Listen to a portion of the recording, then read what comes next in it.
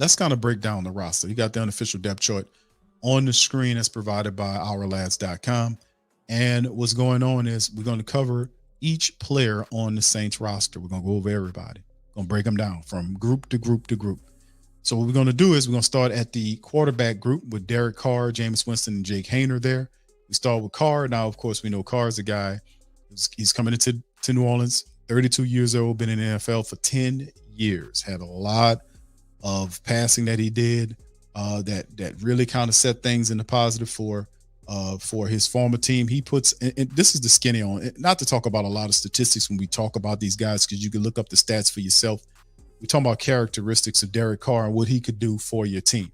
He does have leadership ability. This is one thing he does. He is a guy that does have the ability to adjust to whatever offensive system that you're doing. So the Saints, whatever the offensive system the Saints are currently running, is not too far of a stretch from what he was accustomed to running when he was recruited. So him getting to that, and plus the fact that he has 6 offensive coordinators in 10 years, you look at his numbers are pretty decent and respectable numbers, to be honest with you.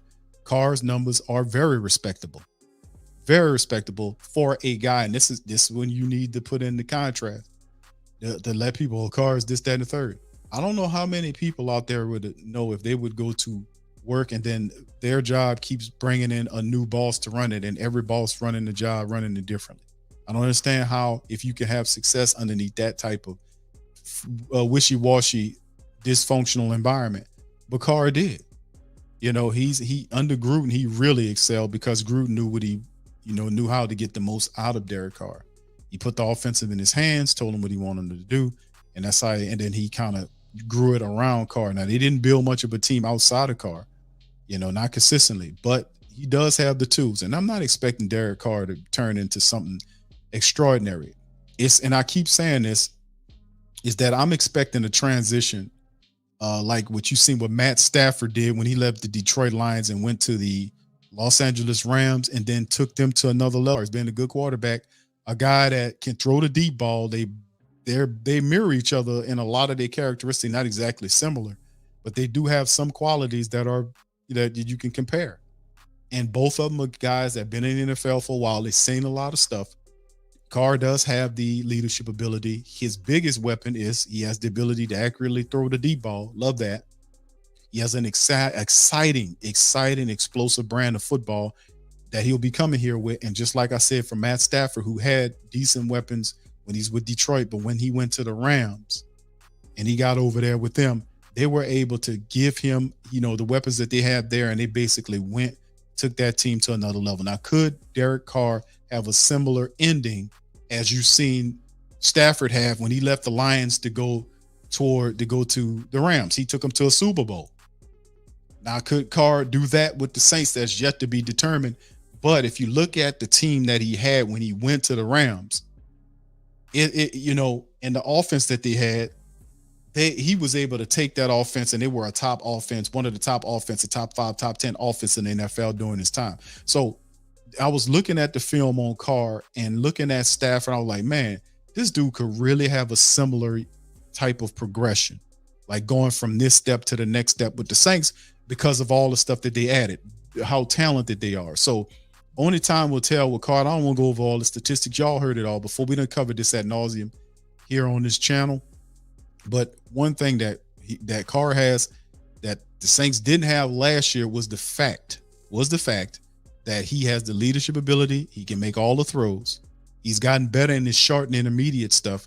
And the only other thing is the Saints should stick with the running play until he figures out, or, until the rhythm and the chemistry gets going for the Saints offense, that they should kind of work with the run, build up the run, because, they have a powerful running back room. They should operate the run, you play defense, and then get that play action going until then you get further down the line. We can get a little bit more cute with our offensive execution.